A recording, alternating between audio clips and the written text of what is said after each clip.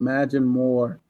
We got a great show for you guys today. It's me and myself, me and myself, and I, and all three persons, It's Jesse. and Seth and Ben. Which I'm pretty excited about the show. Obviously, that's why I studied a little bit, but I'm really excited because Ben used to work on our campaign, and Ben was an amazing, to me, a very smart USF student, and we've been around. We've been around a couple places together. We've been on abortion rallies, and we've been. It's been pretty cool. It's been pretty adventurous. So I look forward to talking to you guys about the show, and we look to talk about our wide range of issues, especially with the Florida Supreme Court giving us a big victory. And so we'll talk about that and other things. With that being said, go ahead, Seth. How's it going, guys? We're getting back to being consistent again. I feel we're at least like every week now, huh? That's good. We got some big guests coming up. So now we got a big guest right now. We got Ben Braver of Bravernomics. Is that pronounced correctly, my friend? Yes, it is. Thank you. All right, Bravernomics, a new political economic talk show on YouTube. I'll plug everything in the bio. Yeah, we used to work in the campaign together. It was kind of like just the three of us at one point. And here we are back again. Yeah, Ben, what have you been up to for 2 years or so? The last 2 years, I've been doing a lot. I led the Stand for Freedom movement, which was this incredible group of organizers from around the state of Florida. It was in response to HB 999, HB 1 in Florida, which literally took out critical thinking as something you could do in a Florida college. And HB 1 took $4 billion of public education money and gave it to private school systems. So just gave it to took it from poor people, gave it to rich people. And so we led a 5,000 person walkout across every single public college in the state against that. And it was incredible. Of course, was spread across the nation on MSNBC, CNN, and in defense of trans rights too, because they were completely undermining trans people's right to privacy by taking their health records from Florida schools. Then I became the director of state and local policy for the Young Democrats of America, which was incredible. And we started this initiative to get a Students' Bill of Rights across every single state. We're still working on that, have a lot of organizations partnered with us along like Southern Poverty Law Center, League of Women Voters, Young Democrats of America. And now I'm a teacher and I'm starting a YouTube channel to talk about economics because we don't properly teach it in our school system, which means a lot of people don't grow up understanding the basics about it. And so people like this modern Republican conservative party will just lie and about basic economics or just simply won't understand it. And people believe them. And it's a shame because economics is a science. And for some reason, we're stuck arguing about the very basics of it rather than just accepting the fact that we need to get people out of poverty, and there are very simple ways to do that. So, yeah, that's what I've been up to. Yeah, and that's really exciting. I mean, one of my favorite topics in school was economics. It was one of the things I made an A in that class. It was really cool because it's kind of like economics kind of coincides a lot with politics because it's really the study of human behavior, you know, and where politics is, you know, the practice of reacting, communicating to get humans to do certain things. So economics is a very important, vital factor in not only just politics, but also in policy making. And majority of the jobs, I would say 99% of the jobs in America, don't quote me on that because I'm not really directing I'm not taking that from anywhere, any source, but in my opinion, 99% of the jobs in America are geared, has economics in it, and decision making and data analysis, and all that is in economics. And so I'm really fascinated to see what the show is going to do and show how the show is going to really show the kind of the behind the scenes of every political campaign or behind the scenes of a lot of these policymakers, you know, to study the economics of what they're doing. because there's an old saying that if you follow the money, you'll know what's going on. Mhm. And so I really look forward to seeing what that show is going to bring to the table and talking about following the money. Um, so, I mean, that brings kind of to my first topic. I mean, when we follow the money, what's going on here in Florida? It's, it's got to be kind of amazing. I'm smiling, and the reason why I'm smiling is because the Democrats they pulled off one of the, to me, the biggest Hail Mary pass I've ever seen. We've been kicked in the gut for the last 3 years here in Florida as a Democrat, and Ben will speak more on that. But I'm pretty excited to know that we've gotten some really good wins here, and against a very conservative um, court in the Florida Supreme Court, which was in a testament to them actually upholding their values of what they're swore their oath to, which is to follow the law. So it's I'm gonna let Ben talk a little bit more about what his thoughts were. How you felt when you first heard about the 6 week, well, the 12-week abortion ban, now the 6 week abortion ban, and what some of the things that he thought, initiatives that he worked on to get us here to this day to allow the Florida Supreme Court, to essentially say, hey, guess what? The Florida voters decide how they want their state to be run. Yeah. So the when I first heard about it was at this Planned Parenthood. I was the director of outreach for the Planned Parenthood Generation Action at USF. And that's really what got me most directly involved in activism through, pro-choice avenues. And so it's what my first big drive was. And so I've always been very, and of course, it's one of the basic human rights we're not, allowing half the population of this country to have. And I first learned about the drive right when it started because I knew one of the organizers, Lauren Burnzell, who is an incredible person. I mean, one of the hardest working people, most effective people, best people I've ever met in my life. And she's organizing director on this drive. They. And what they did was incredible. And the thing is, I'm not so impressed with our court because what they had to do in order to get this done was not only get 400,000 more signatures than they needed, because the Supreme Court was rejecting every single one they could, but they also had to tailor fit this amendment to exactly what the court wants to hear. If they had put a single comment out of place, the court would have rejected it if they could, right? Yeah. It's just the court had to accept it, or else it was going to the Supreme Court of the United States. And on the same day, the Florida Supreme Court okayed the 6 week abortion ban. The court is clearly in favor of limiting people's rights. And so they had to put it up to pass, but it's great that it's on the ballot. It is incredible. It's so many people took their so much hard work. And now we can flip Florida blue. We fully can. This is an important enough decision that people care about. They can show up to the polls and we can flip it blue. Well, your thoughts on there's stuff? a lot of gerrymandering, so maybe in the statewide election, we got a shot. But as Jess and we all experienced, there was two Democratic districts in Tampa area. Now there's only one, and that was intentional. Yeah. Otherwise, Jess would be in the hospital right now. Well, I mean, politics is politics. I mean, for us, I think we've done so well nationally that there's no reason why we can't translate that same message here statewide in Florida. Seth has the lucky benefit of living in California. He has Gavin Newsom. Yeah, he's not the best, but he's Ron DeSantis. Better Ron DeSantis, So for us, we have to kind of deal with kind of a hurricane situation here in Florida, where a lot of people moving here are traditionally Democrats, which are weird. They were just kind of restricted by COVID, and so they wanted to move into a state that had all this freedoms. And what happened was, it was everybody was yeah, DeSantis, you're sticking to the man, the American value thing, which is us against Big Brother.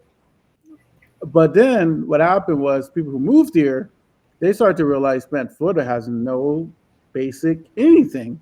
Like there's no No, rights for people in Florida. no healthcare. Like people are starting no health care, no like I do landlord tenant law. And a lot of people get evicted all the time, and they're like, okay, what's our tenants' rights here? There's like, this is Florida. There's no such thing as tenant rights in Florida. In Florida, it's like the landlord's king, and there's. I mean, we can capture the landlord slipping, but that's about it. I mean, there's no actual right that you have, um, and they're shocked because they're like every other state has tenant rights. It's like yeah, but Yeah, not here. So I think a lot of people's eyes are awakening to the fact that Florida is really behind on certain of these progressive issues. And I think that this marijuana, this opportunity we have to have marijuana, which is a very progressive issue, and we have abortion rights, which, we're taking a very progressive stance on. It's the first kind of litmus test for us as a state to see that are we really truly a red state, or are we still that purple state that the country can rely on, that they're not fully red, they're not fully blue. And I think that scares the Republicans in the state because they know if this comes out like they did the first time we passed the marijuana laws here, it's going to show that we're still a progressive state and that we just need to fix our party system in the state, which I think is kind of really what the big issue is. Really, is our party system. It's not really so much that the people are there; it's just our system is not really. It's just not really. It's not really. It's not well run, for lack of a better term. I think it's going to change now. There's a new Florida Democratic head. Yeah, Um, she's incredible. Oh my god, she's a yeah, great organizer. And like she does stuff. She gets out there on the field. yeah. You So feel her yeah, presence. exactly. But she's got to fix 20 years of nonsense. 20, 30 years of nonsense. So we got to give her some time. But so far she's done a great job. She's gotten a Democratic elected in Jacksonville as a mayor. She's got these initiatives passed. She's doing a great job as a party chair. Uh, Yeah, she started a youth council, which which I I'm think is incredibly right. important. yeah, say that again. Nikki Fried. Nikki Fried, yeah. Can I tell you all a story? The way I met her, we were at a Pride event, and I was like waiting in line to talk to Kathy Castor because like, I was her intern. And I was like, I would say hi, all that, and then Nikki Fried like steps up next to me, and like I'm dressed like an insane person in like tie dye tank top with a pink guitar on my back, and like I accidentally bump into her, and I go like, "Oh hi, I love the Florida Dems. I work with them. Who are you?" And she goes, "I'm Nikki Fried," and I'm like.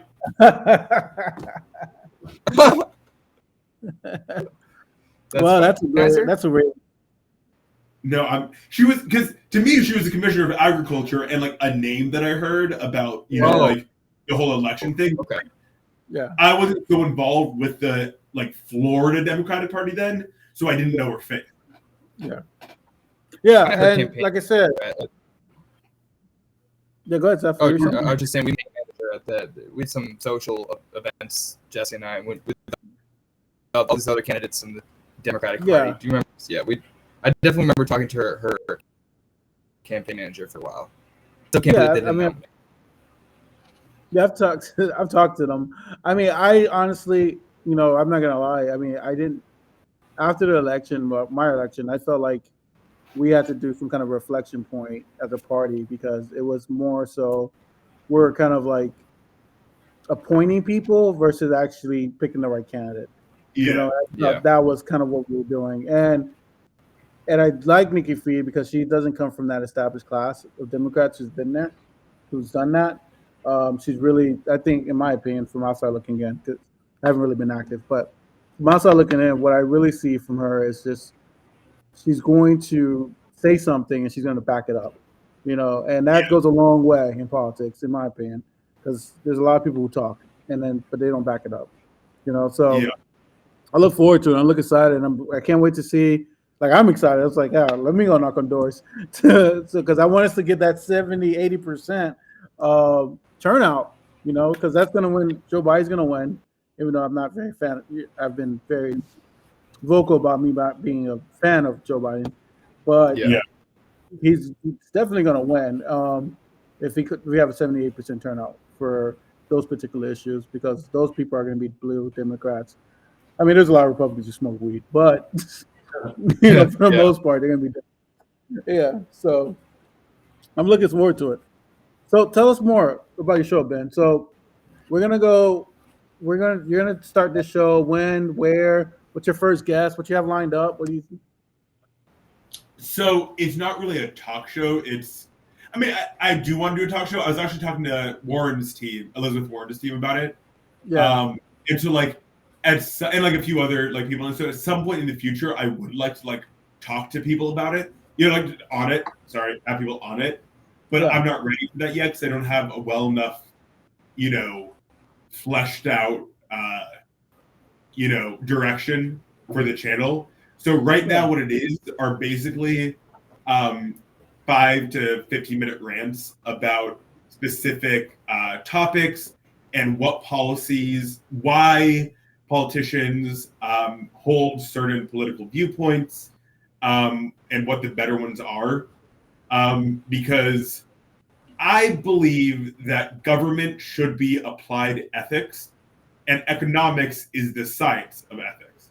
So all we have to do is have a good understanding of the economics of any issue, and we can figure out what the most ethical thing and therefore best policy to implement is. Elaborate on that a little bit. I've never heard that. Like economics is the science behind ethics, which is more of not a science, but a morality issue. Your ethics come from what you deem as moral or not. And so explain to me how those two connect together. So ethics really deals, like the distinction between it and morality is vague and fuzzy and doesn't really matter. I believe that both of them are basically what values we as a society choose to care about and how we think they should be furthered, right? And economics is literally how we deal with value in society, right? One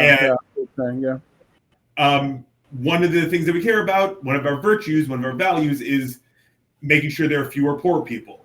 One of our values is growth. One of our values is, under our capitalist system, is growth of capital. And that's what our governmental ethics are. Our primary value is the growth of capital, making more money just in the system. We don't care about where it's spent. So that's a bad value to have. A more important value should just be raising the living standards of every single person in this country, right? That should be the most basic value, not just creating more capital.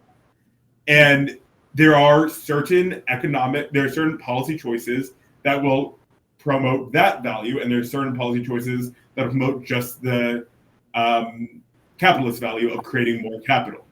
And so economics is applied ethics in that it takes our values and puts them into reality. We can make sure there are less poor people by promoting the child tax credit. That'll reduce literally half of all child poverty. We can do universal health care, which not only is better for every person in America, like to have health care, but it'll take 13% off the national health care bill in our country. We can also, there are a ton more policies, but having a basic understanding of economics means that we can understand what the right policy is. And that it's not really crazy complicated. And when we implement bad policy, we're behaving bad ethically. That's I like that. So Seth, what are some of those virtues that you think that morally us progressives we should value more in terms of, the policy positions to actually push more economic agenda? If I explain that, wow, I said that kind of backwards. Let me rephrase that. So what are some of the policy positions that the progressives have that you think, Seth, that really ties to more ethical, more, how would I say this? Credo, you would say? Yeah. Oh, I think that's. I'm sorry. I thought he was asking out to me. Okay. Go ahead. The thing about progressives is people usually associate with just equality, but like the real virtue of somebody that's actually a progressive is freedom and fairness, and the fact that freedom is, and not equal standard, and that freedom is not something accessible to somebody that's entrapped under certain corporations and private external forces, all these sort of things that are as a result of our society and our, the applied results of economics and the classical liberal approach to, our hands-off approach to business owners have property right, therefore they have the right to control what you do with their income. I mean, their capital, as if like their ownership of capital is more important than your ability to make decisions freely as a person, as a worker, essentially. So it's kind of like gives the authority to a capital owner instead of you having an innate freedom, which is into you as a human being. So we sort of believe that like a lack of hierarchy, essentially, that everybody sort of has freedom equally applied, and that like, just because you own more property doesn't mean necessarily that you have more ownership over other people or more authority necessarily. So I think that there's a certain balance that progressives are missing when it comes to discussing freedom, and the fact it's not an equal standard. Yeah, I agree. Yeah. I think that one common American value, it's goddamn freedom. Well, both Republicans,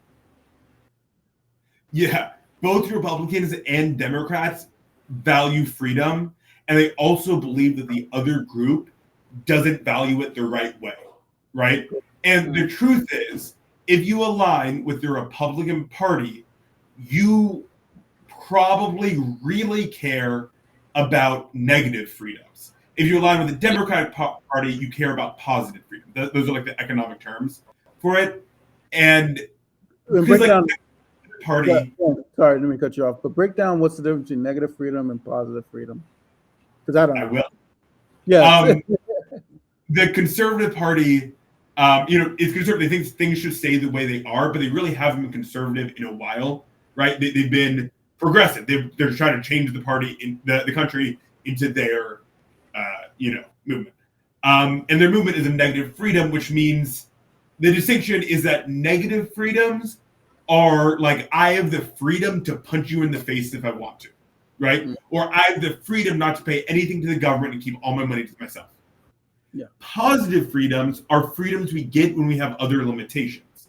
So like, because we can't just punch each other in the face, we have the ability to like make flights to Paris, because if we were just punching each other in the face all the time, we wouldn't be able to have a society that allows us to like have the FAA and go to Paris, right? So there are certain limitations we agree to, like in the social contract, basically, that give us better opportunities.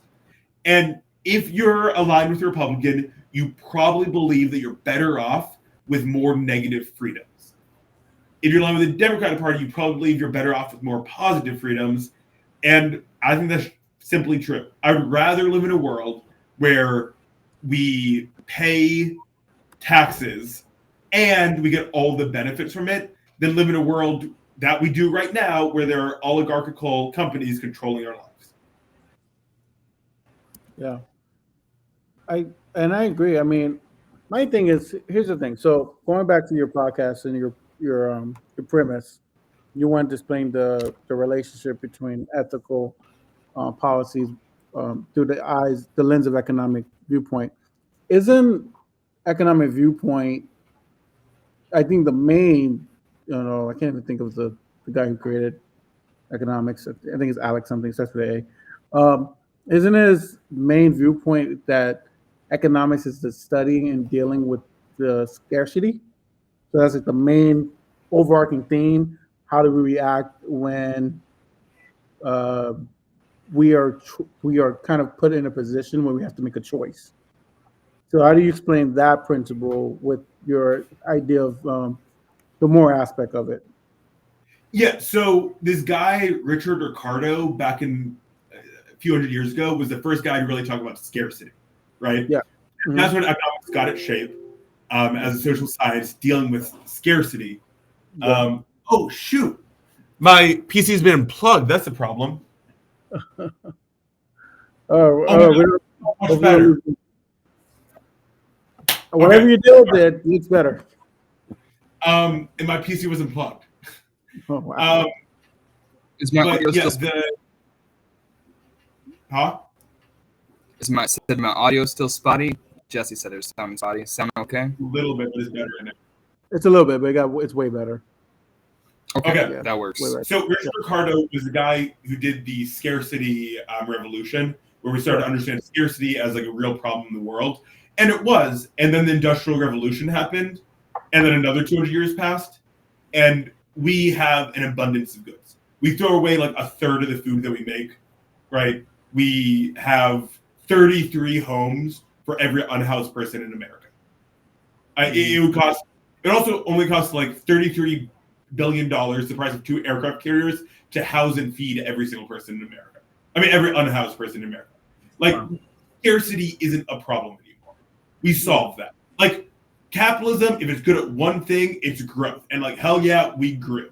You know, we throw out 88 million garments every year, right? 88 million tons of garments every year, I think. Like, we don't have a lack of resources.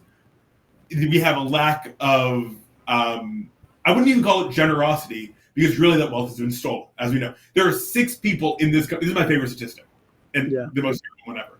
There are 6 people in this country that don't just control as much wealth, but control $88 billion more than the bottom half of all Americans combined. All 125 million of us. $88 billion more. In terms of rent money, the 125 million Americans, the bottom half of all America, have on average 6 months of rent money to live off of if they get fired or something. Those 6 people have 65 million years in rent money. They could have been paying the rent at today's astronomical prices since the dinosaurs roamed the earth. It's not a problem of scarcity, it's a problem of distribution. And what we choose to distribute lies in what we value. And do we value accumulation of wealth or quality of life more? That's a good question. I see. And I guess that's is not really. Oh, I'm sorry. Yeah, it's definitely our connections off a little bit, but I see conservatism. Their value is not fundamentally freedom. It's a lack of like limit on power. And it's like the person in society, I have as much right to acquire as much power as possible, uninhibited by the rest of the world around me, which is essentially fundamentally fascism. You know what I mean? I think that most conservatives fundamentally would not be mad if they had a conservative that held absolute power as long as it was in support of their policy positions. So I don't have a fundamental belief in freedom or democracy. So I feel like we generally, when we talk about conservatives, we're talking about a different group of people than the neoconservatives that, ran the country 20 years ago. So we're in a completely different era of, just the bare minimum of liberalism versus illiberalism. No, I mean, I don't remember okay.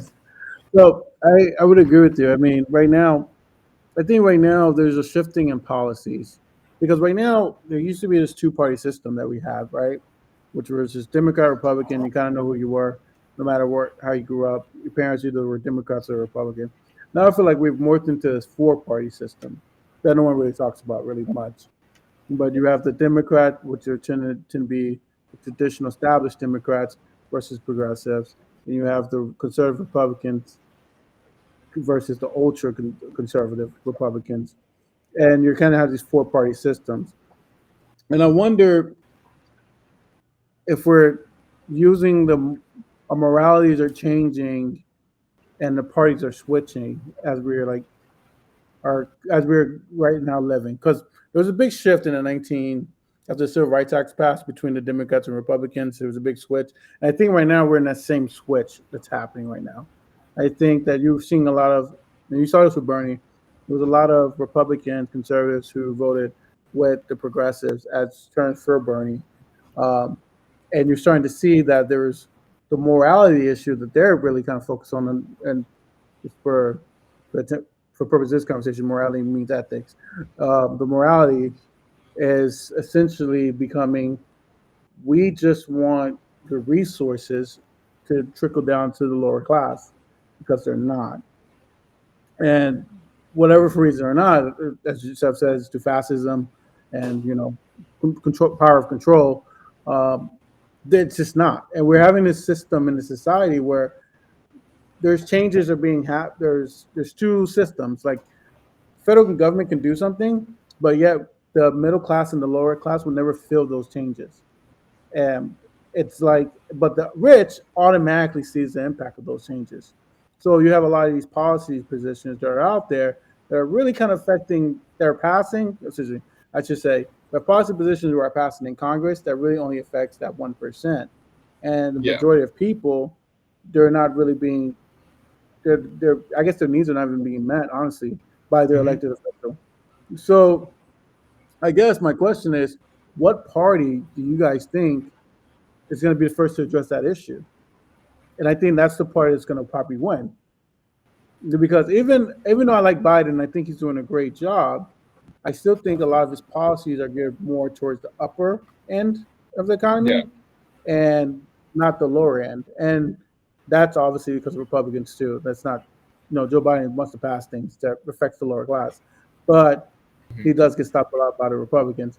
But I wonder which party is going to do that. And the reason why I say this is I wonder is because I'm seeing a lot of inroads to Trump, to the minority vote and the youth vote. I mean, he's not going to win it, but the percentages are still going up. And I think that could be a little message in the statistics that say that, hey, whatever you're doing up here is not reflecting down here. What do you guys thoughts about that? I think That's inherent anti-establishmentism. Just the fact that it's the Democrats are the establishment. I think that just makes people want to be. It's just a cycle back and forth between who's the anti-establishment party and who's the establishment party. So that's all that is happening. Sorry, Ben, for cutting you off. Yeah, sorry. No, yeah. I'm glad you said that. I think yes, it's I can't speak anymore. Anti-disestablishmentarianism. I think beyond disestablishmentarianism, there we go. Yeah. It's I just say the longer word and able to say in order to say the shorter word. But I think beyond that, it goes into we see that the powers that be have never cared about the lower classes. We see the faults of capitalism. We see how it regresses into mercantilism, all the time. And we understand that it doesn't help the lower class. So anybody who says anything about that gets the vote. That's why Trump is doing so well, because he speaks to people who believe that they've been left behind. Right? Yes. Biden doesn't really. Even though Biden's policies are better at keeping people from being left behind, Trump speaks to it. Biden doesn't seem to. Yeah. And it's weird because the extreme, you said that they're split into four parties. I think you're so right about that. And the ultra right and the ultra left both agree about campaign finance. Matt Gaetz and AOC are the two biggest proponents of limiting dark money. Right? Yeah. And it's because they're the people who have felt slighted by the current establishment. And you'll see them agree on that thing. And yeah. And so I don't know, both parties are trying to capitalize on it. The right wing is their right wing, ultra right wing is fascist. The ultra left wing simply isn't, as the ultra left wing is better. And they should win out. Unfortunately, the ultra right wing is better at propaganda, so they might win out. Yeah. Yeah. No, I agree with you. I mean, I think that there are some commonalities within the parties that I think that both sides are missing, and kind of brings me to the next point that I think you guys would love to talk about, which is RFK. I watched the CNN debate, not debate, sorry. It was, what was it? I think he was just a regular guest. It wasn't a special or anything like that. He was just a guest. And, people were just saying, hey, you're ruining this for Biden, or hey, you're ruining this for Trump. whatever talk show host, whatever network he goes on, they say he's ruining it for that candidate. But I look at it and I'm saying, well, how is he ruining it? Because to me, RFK is not a powerful speaker. Is what I've seen, and he's not really charismatic. He must be talking about something that people feel like the left and the right are not talking about. And I mean, granted, we talked about this other day, Seth, that he doesn't have ballot access, so he's probably not going to win. But he is eroding a lot of, confidence and the margins between the Trump and Biden election. And I think that he, Cornel West, who was one of those long shotters, whoever at the No Label Party, Joe Sign, whoever the No Labels decide to run, they're speaking. Yeah, Leverton. There's so many of them. They are speaking to him, and I think that it really is going back to your premise, Ben. That I think that there's a secret morale that people don't talk about. And that morality is, I want a champion to be the one to lead me. Who's going to speak up when eggs are going to be thrown at him.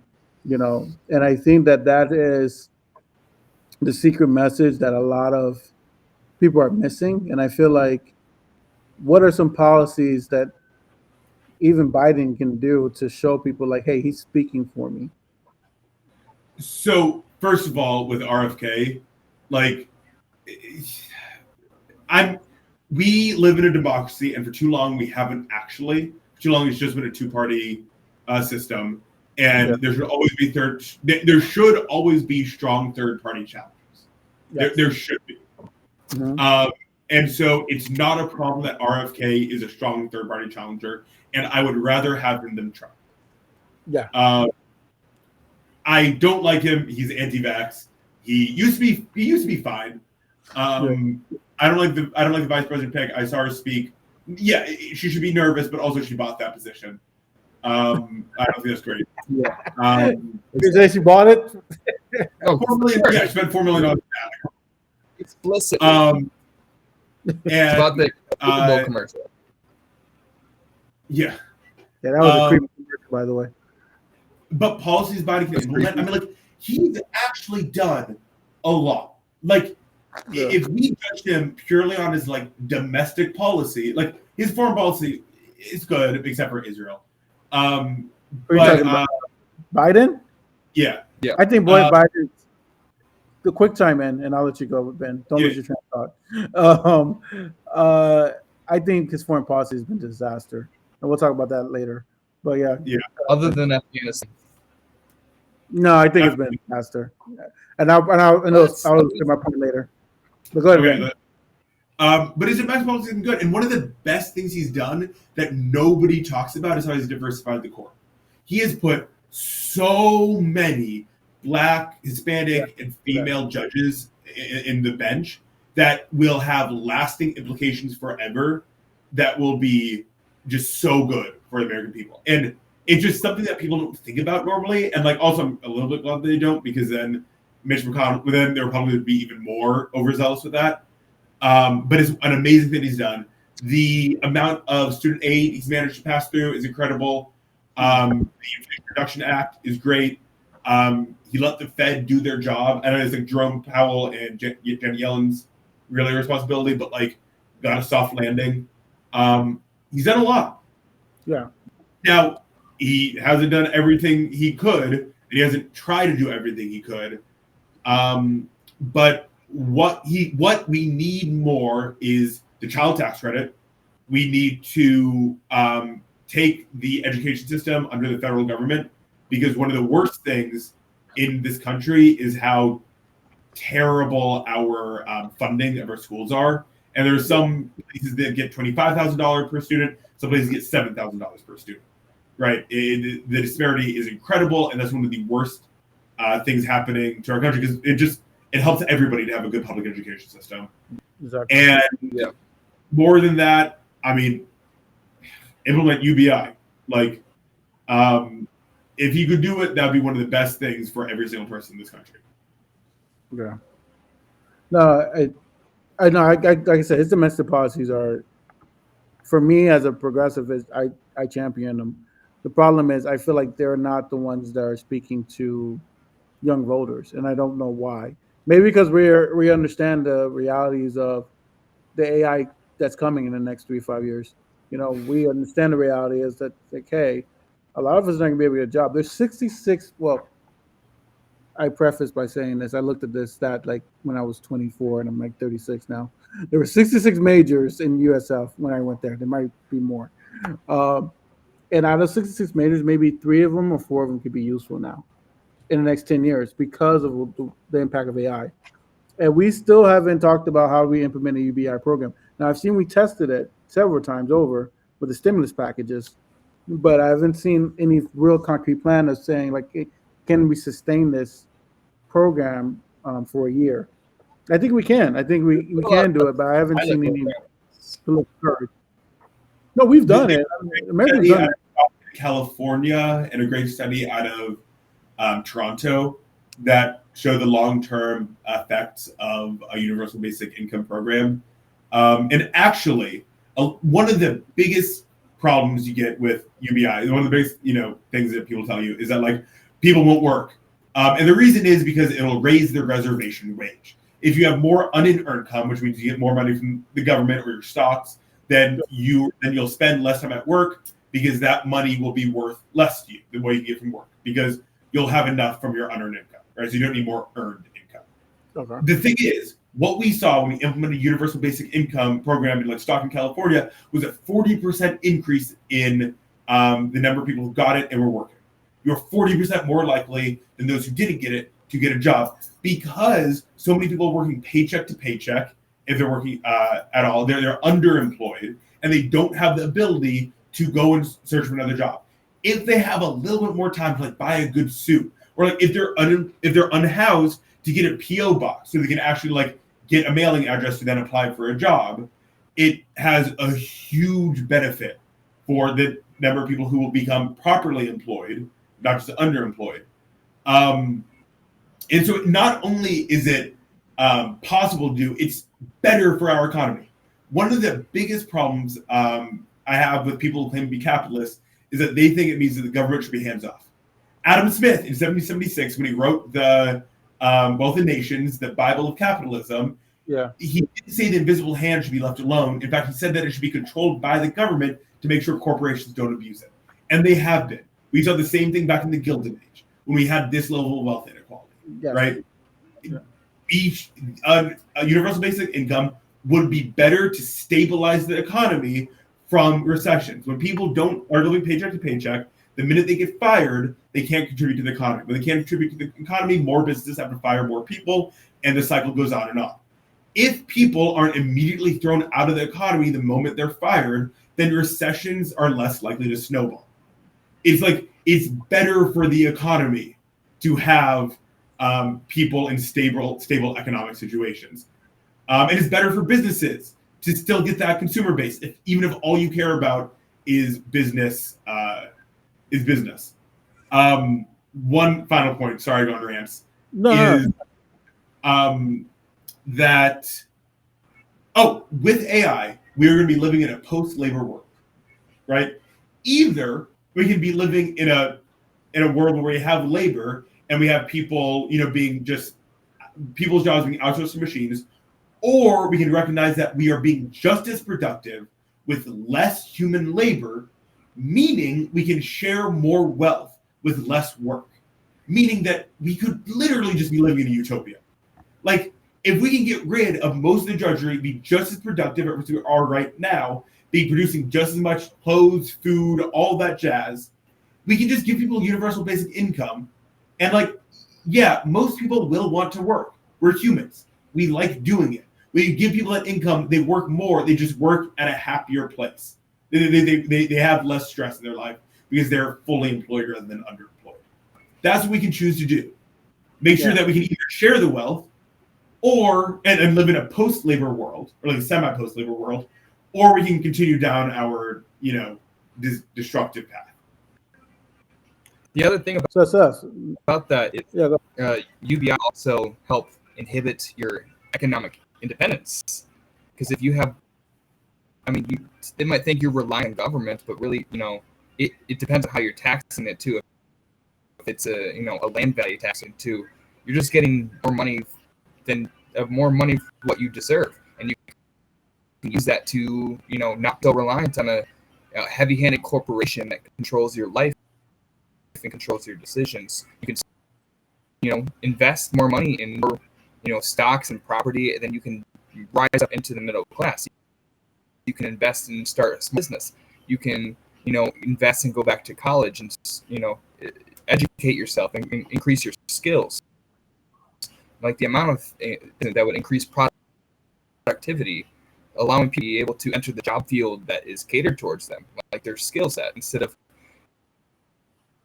working just to survive. It would do so much for innovation and for standard of living all around the board. So it's just a no-brainer. No, I think UBI is definitely a no-brainer. I just don't think we have the political courage to get it done. Well, at least not now. Hopefully in the next 10 years, in a decade, once these AI jobs start laying off a lot of workers, we will get serious about passing policies such as different UBI programs to remedy that issue. And the weird, go ahead, Ben. And the weird thing about the lack of political will is that it would just even if you take it from a purely capitalist point of view, which is what most of the arguments are based on, it is still better to implement UBI. It makes the economy more stable, and unless the difference between capitalism and mercantilism is that in capitalism we have free markets which are only dictated by supply and demand, right? So when monopolies are creating huge barriers to entry, they're controlling what you're allowed to buy, right? Which they do. That's not a free market, right? That's mercantilist, which is when corporations and government just try to hoard all the wealth they can. That was the first real economic system, mercantilism. Yeah. And UBI would be capitalist. It would let people create more money. It would lower barriers to entry. It would create a more free market. What these corporations and capitalist politicians are arguing for is mercantilism, where the wealth gets hoarded in the hands of just a very few people. And we think that's what's going to create the best economic system. It's wrong. It's bad economics. Yeah, I like it. And, I wouldn't say UBI is necessarily capitalist. It can be compatible with capitalist or at least market systems. I still see capitalism as a consolidation of wealth amongst propertiers in the bourgeois class. You can have a market system efficiently run, like a liberal socialist system. It spreads out the wealth and the property ownership with market economy. And I think that should be the aim of a progressive economy, is to increase property ownership, increase competition, raise more people into the middle class, so that more people have disposable income that they can invest into something like a cooperative or like a housing co-op or anything that gives them more property opportunities. Because in living in California, until you die, you don't really have a shot of owning property, especially in the cities. So for some Americans, it's just out of the question whether or not they have access to property. And in the United States, property, everything. Property determines how much power you have in society and over your own life. So it's an essential that we expand freedom for more people, more opportunities.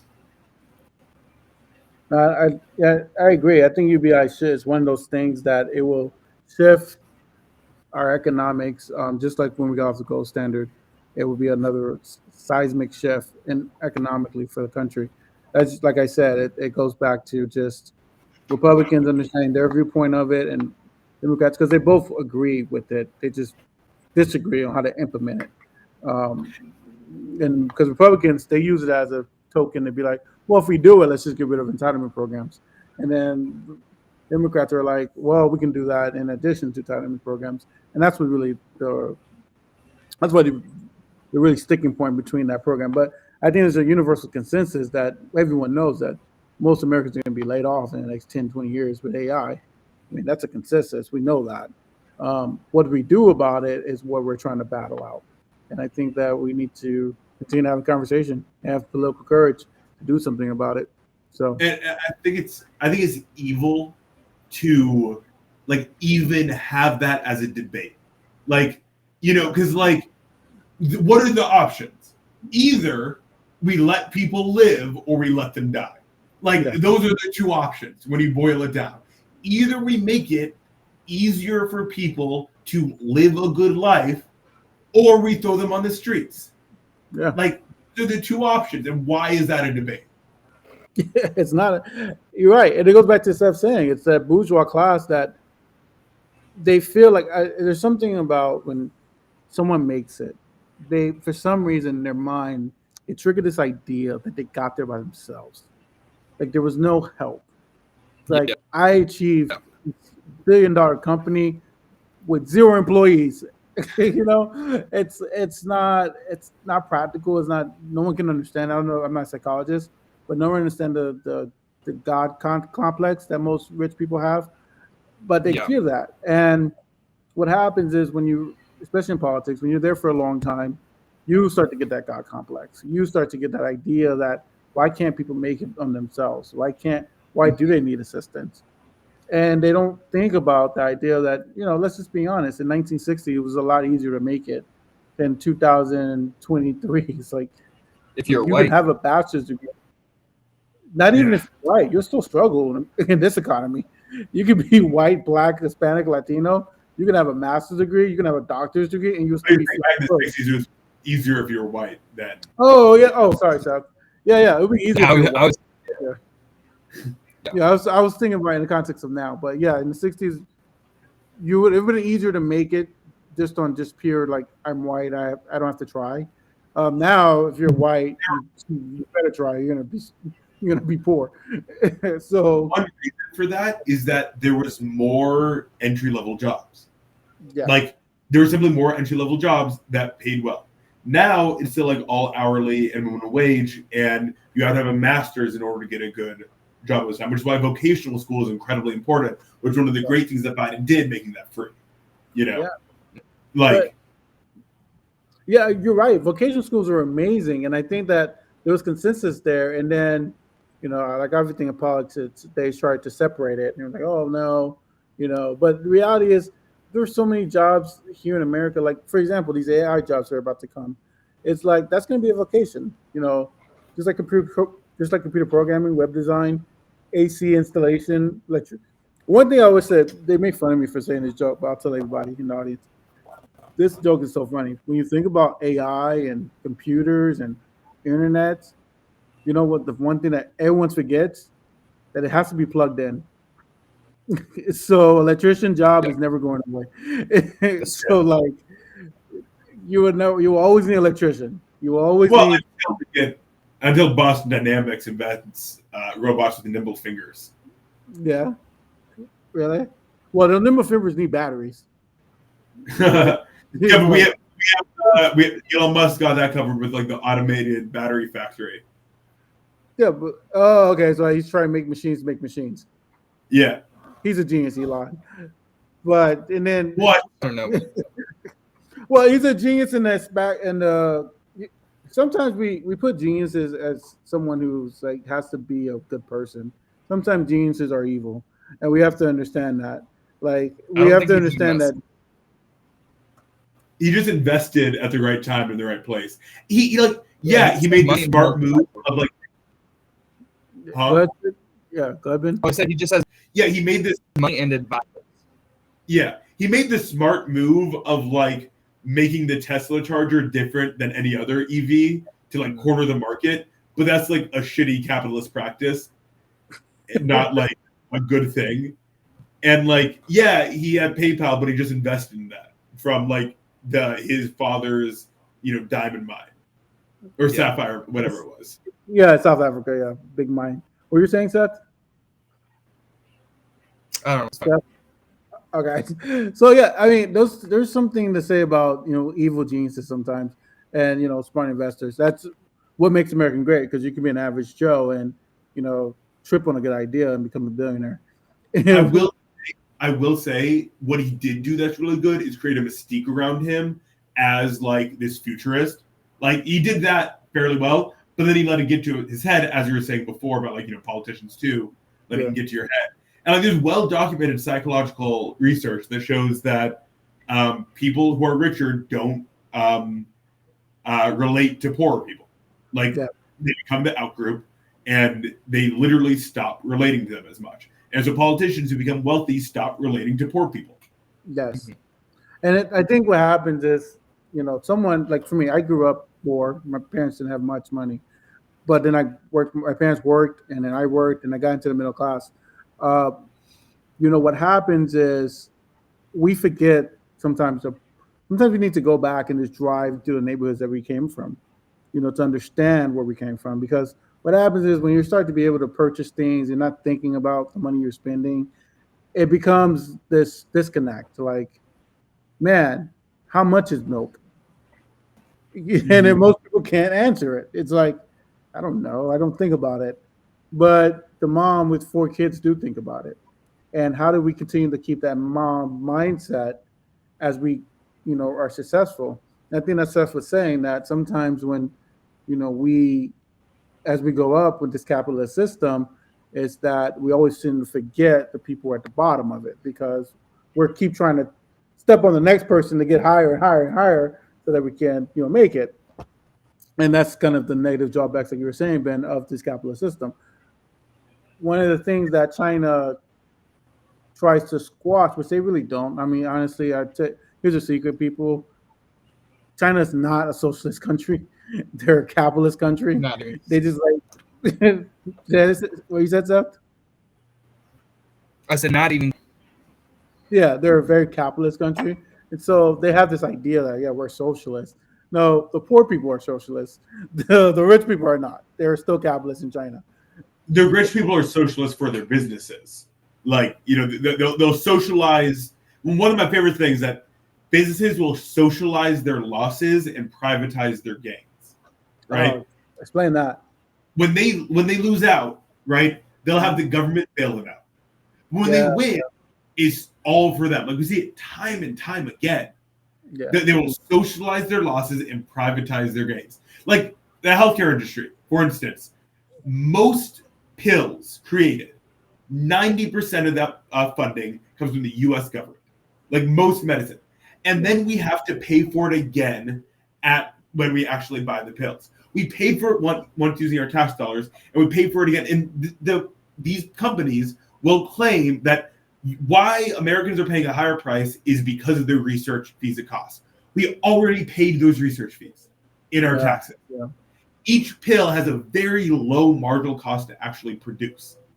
It is every other country pays like very little. I mean, like ridiculously less money than we do for our medicine, and it's just because the government doesn't regulate them like we should. Right? We regulate them, but they pay for our regulators.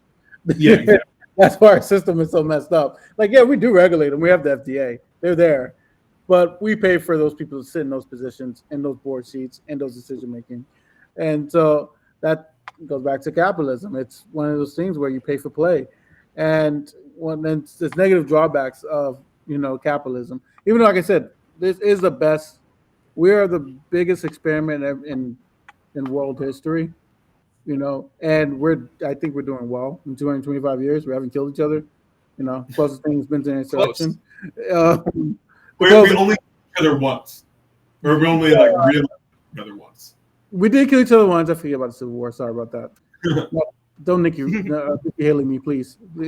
I did forget. It was about slavery, guys. I just want to say. It just got you. Yeah, it was about slavery. But I would say that, we've, for the most part, tried. Haven't killed each other like Europe or something, because Europe been killing each other since the existence of Europe. So we haven't done that. So I think we're doing a good job. But our program and our platform is simply just to call out the truth that what we see is like we've done well, but what are we doing to get better? And that's the problem. That's our whole, I guess, our issue spotting here in this program is to always focus on what's the progressive move, what is the better move for our country. And that's why we're glad you guys tune in every week. We have people like Ben who is going to create his own podcast, which we'll be plugging in uh, every week on our Twitter to try to make sure we spread that message because it's important to understand, guys, that politics is economics. It truly is. It's decision making. It's really focused and geared towards, how do we influence our voters to vote for us, and and that's through policy making, and that's through, you know, get out, go TV, get out the vote, outreaches, stuff like that. All are driven by economics. So, I thank Ben for taking the time to come to the show and kind of, you know, hopefully we can have him again. That's what's Seth. For But sure. I thank you for I thank you for coming to the show because those are the things that I believe is important that we cast a light on this show because it's always been this show's main objective is to make sure that we get our progressive messaging clear.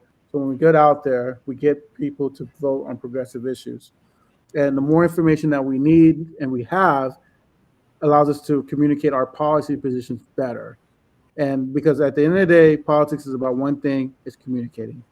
And if you can't communicate what you're saying, people are not going to understand it and they're not going to feel anything that you say because you can't relate to them. And so shows like Ben is going to be very important so you guys can see the behind the scenes of why these policies are important. In our show, we talk every week about various topics so we can also show you that. And we thank you for tuning in. But I'm not going to end on my final thoughts. I'm going to pass it to Seth, and then we're going to give Ben the final thoughts today to flip it up on you guys. But Seth, you got anything to say? Well, you gotta keep tuning in. We got some big guests coming up, and I'm gonna keep reaching out. It's gonna be a much better season, more debate and conversation without outside guests. Me and Jesse talk. I'll probably get you sick of it. So I mean, I think we got a big guest. I don't know if it's next week or the week after, but we will have Scott Santens. He's a massively huge account on Twitter. Gave Andrew Yang the idea for UBI. He's a major UBI advocate. So we're going to have pretty much a whole UBI-centered discussion whenever we have that episode. And then we're really going to have, pretty much, I've read his book. Like, it says a big deal to me. So we got a lot of, details we're going to learn from that episode. So, we're definitely going to promote Ben. Ben will be back. I'm sure it won't be long. I'm sure we're going to do a lot of collaborations that were together in the past. So pretty much on the same, thought stream when it comes to policies and values. So definitely subscribe to Ben. I think it's Bravernomics. Plug yourself again, Ben. Bravernomics. Okay. Anywhere else? There's a Twitter for that. So you can find him. Yeah. I can't do. I just doom scroll all day long. I'm saving myself. Okay. So just go on YouTube, guys, and subscribe. And we're gonna subscribe. Subscribing is really good. And I'm just to chime in before Seth finishes final remarks. I kid you not, I watch YouTube more than I watch TV because that's how many people I subscribe to now. So subscribe. It's important. It's very good, important, and it gives you a good algorithm. It'll fix your algorithm. Okay, sorry. We'll plug to YouTube there. Free advertising. Go ahead, Seth. What was you gonna say? Oh, I was good. I'm just passing it on to Ben so he can plug his show and give his final thought.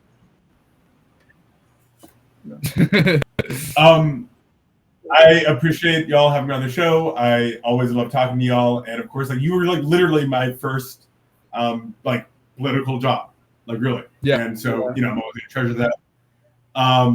For anybody who wants to know, the way I got this job is I go to a Lightning game, and I was talking to my friend Sophie. I was like, what do I have to wear this blue?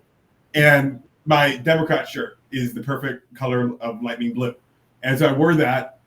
And then I stopped at this donation table, right outside the Lightning game. And there was this woman who was trying to get us to sign up. And then somehow I convinced her to buy us a drink. I forget what happened there. Because I convinced her to buy us a drink. We got up to the booth that Seth was working at. They said, Democrats? And that's where we connected. So I was literally like, oh no, I was gonna say I was literally like, hey, job, do you want to work for a campaign? And then that was it, just like that, just randomly. Yeah. That's how it happens. And so anybody out there who wants to know how to get started, just get started. Go to mobilize.com. That's how you can work with. There's so many events all the time. Anything you want to do to help Democrats win, or just look somebody up, or wear your shirt all over the place. Also, I really believe that everybody should go in search of a better understanding of our economy, because our economy is our world. It just simply is. It controls every single decision that we make. It is the study of the decisions that we make. And I believe you want to have a good understanding of our world, and especially of our political sphere, you should have a good understanding of our economy. Watch my YouTube if you want that too. Bravernomics. Yeah. Hey, Joe. Right, yeah, guys. Thank you for tuning in. We appreciate you. We'll see you next time. Well, hopefully you guys will be back next week. I'm not gonna say hopefully you guys can be back. So we look forward to talking to you next week, guys. See ya. Everybody have a good night.